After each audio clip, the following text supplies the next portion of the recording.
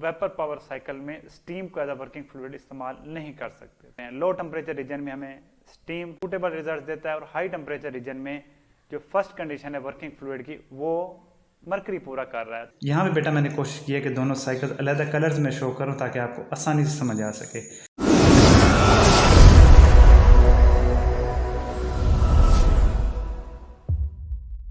आज की वीडियो में हम डिस्कस करेंगे बाइनरी वेपर पावर साइकिल की working. Binary vapour power cycle को पूरी तरह समझने के लिए बेटा मेरी रिक्वेस्ट होगी कि हमने इससे रिलेटेड जितनी भी वीडियोस की हैं इस प्लेलिस्ट में, तो आप उनको ज़रूर देखें। लिंक आपको डिस्क्रिप्शन में मिल जाएगा।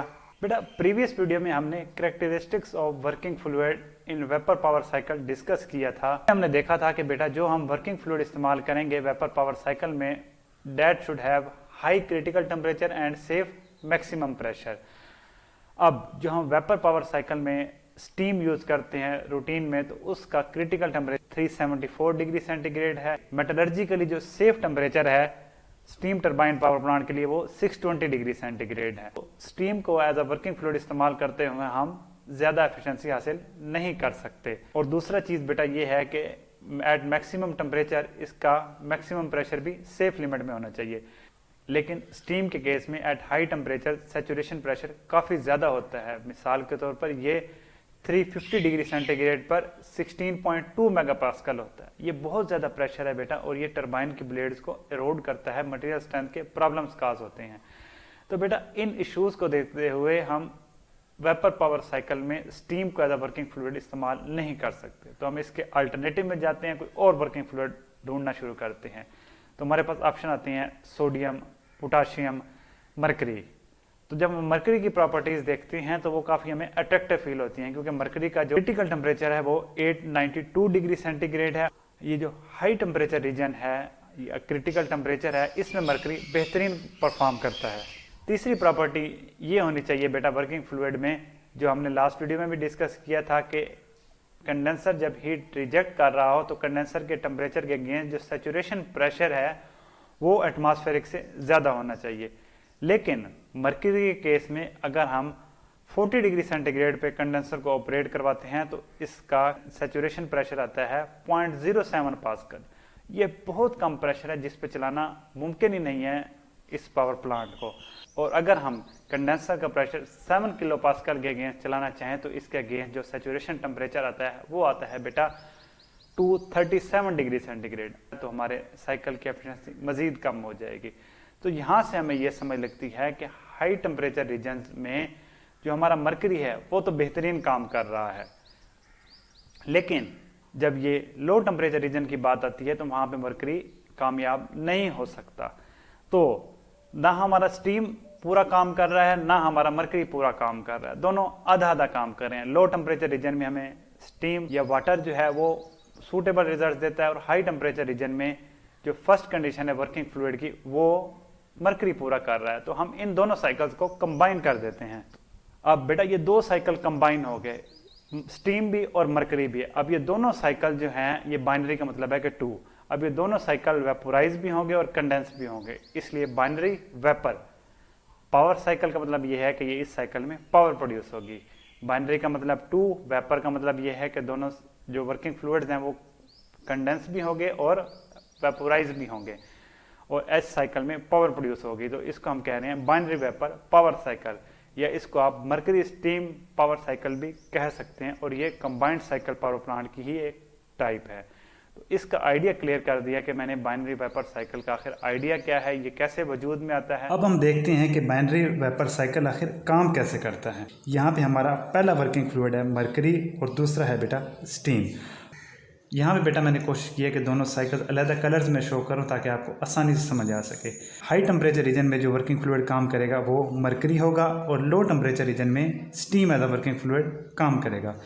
बेटा ये दोनों वेपर पावर साइकिल है जिस तरह हमने पहले देखे, बिल्कुल उसी तरह पहले मैं इनकी स्कीमेटिक एक्सप्लेन कर देता हूँ, फिर टीएस डायग्राम की तरफ आता हूँ।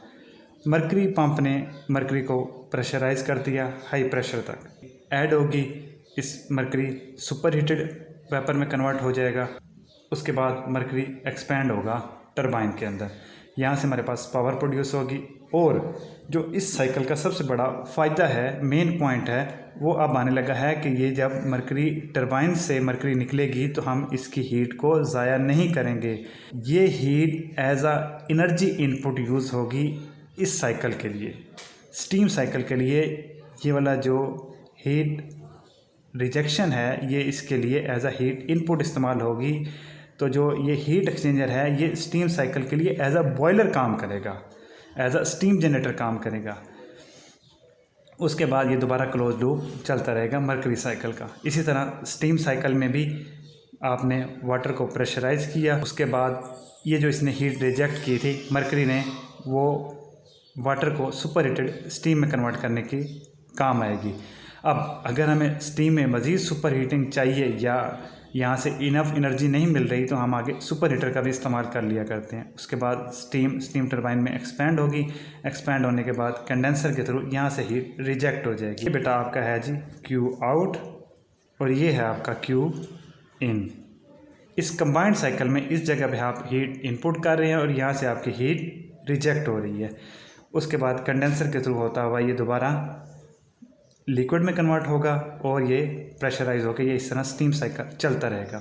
अब हम इसकी टीएस डायग्राम देखते हैं। टीएस डायग्राम में भी बेटा जिस तरह 1 से 2 मरकरी को आपने प्रेशराइज़ किया, 2 से 3 हीट ऐड हुई बॉयलर के अंदर, 3 से 4 एक्सपेंशन आ गई टरबाइन के अंदर, ये वाला हिस्सा आइसेंट्रोपिक एक्सपेंशन होगी। 4 से 1 ये जो हीट रिजेक्शन है इस दौरान ये वाला मरकरी साइकिल स्टीम साइकिल को एनर्जी प्रोवाइड करेगा। उसके बाद ये इस तरह क्लोज लूप में ये साइकिल चलता रहेगा। स्टीम साइकिल की तरफ आते हैं बेटा। 5 to 6 लिक्विड वाटर को हमने प्रेशराइज़ कर दिया। 6 to 7 जो हीट इसने रिजेक्ट की थी मरकरी साइकिल ने, वो वाटर को सुपर हीटेड स्टीम में कन्वर्ट करने के इस्तेमाल आएगी। 6 to 7 बेटा ये सुपर हीटेड स्टीम हमारे पास आ गई। 7 to 8 बेटा isentropic expansion in a steam turbine, और 8 से 5 बेटा ये कंडेंसर में जो हमारे पास सैचुरेटेड लिक्विड वेपर आया है वो लिक्विड में कन्वर्ट हो जाएगा। अब बेटा अगर आप गौर से देखें तो इस साइकिल में जो हीट इनपुट है वो एट हाई टेम्परेचर है और जो हीट आउटपुट है वो एट लो टेम्परेचर है। तो इस वजह से बाइनरी वेपर साइकिल की एफिशिएंसी 50% तक ऑलमोस्ट होती है। दूसरी चीज़ बेटा, अब इसमें जो हीट ऐड हो रही है वो आइसोथर्मल हो रही है काफ़ी हिस्से में, और हीट रिजेक्ट जो हो रही है वो भी आइसोथर्मली हो रही है। ये साइकिल, ये रीजन और ये रीजन, ये दोनों आइसोथर्मल हैं बेटा। ये साइकिल कार्नाट साइकिल के ज़्यादा करीब है, इसलिए इसकी efficiency combined cycle power plant से थोड़ी ज़्यादा ही होती है। इसके थोड़े जो डिसएडवांटेज हैं वो ये कि मरकरी टॉक्सिक होती है, इस वजह से इसको हैंडल करना थोड़ा मुश्किल होता है। दूसरा ये कि इसका जो लेटेंट हीट है ये वाला रीजन बेटा काफ़ी कम है, इसलिए इसका जो मैस फ्लो रेट होता है वो सेवरल टाइम्स होता है स्टीम साइकिल के। तो ये था बेसिकली बेटा जो है ना बाइनरी वेपर साइकिल। मैंने कोशिश की कि आपको इसका कंप्लीट आइडिया और इसकी वर्किंग क्लियर कर सकूं। अगर किसी किस्म का कोई क्वेश्चन है तो please ask, I am available. Thank you, good bye.